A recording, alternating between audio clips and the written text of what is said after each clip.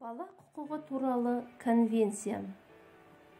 Бала құқықтары туралы конвенция адамзат баласының туған кезінен 18 жасқа толғанға дейінгі құқықтары мен бостандықтарын бекітетін халықаралық құқықтық акт.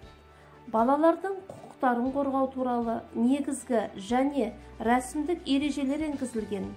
Бұлар өмір сүруге, есімінің болуына, азаматтыққа және тағы басқа ие болу құқықтары жатады. Бала құқықтары туралы конвенция 53 баптан 10 тараудан тұрады. Конвенцияның басты міндеті 18 жасқа дейінгі тұлғалардың құқығын қорғау.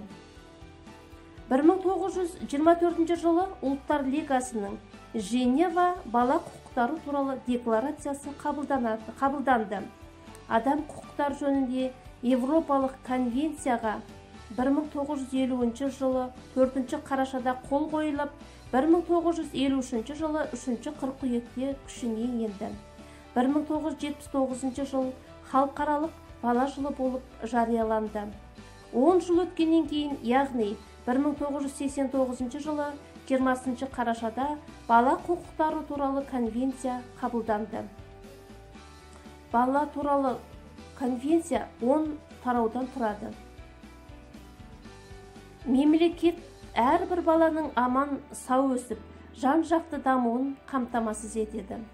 Бала өмірге келе салысымен тіркеуге алынады және өзіне есім мен азаматтық алуға құқылы. Бала денсаулығын сақтауға, емделуге құқылы. Әрбір бала өз отбасында ата-анасымен бірге өмір сүруге құқылы. Әрбір баланың ой, пікір, ар-ождан және дін еркіндігіне құқығы бар. Қоғам балаларға қатысты түрде қамтамасыз етуі тиіс.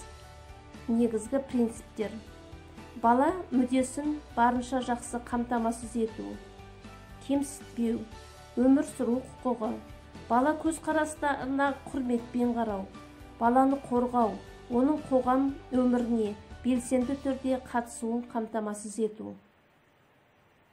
Қорыта келгенде, Жүсіпбек Аймауытов тәрбиеге әсер ететін нәрсе өскен орта, ата-ананың тәрбиесі.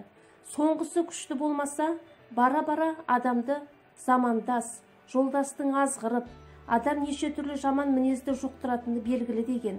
Сол сияқты балаңыздың қылмыс жолына түспеуіне бірден бір жауапты ата-ана, өздеріңізсіздер.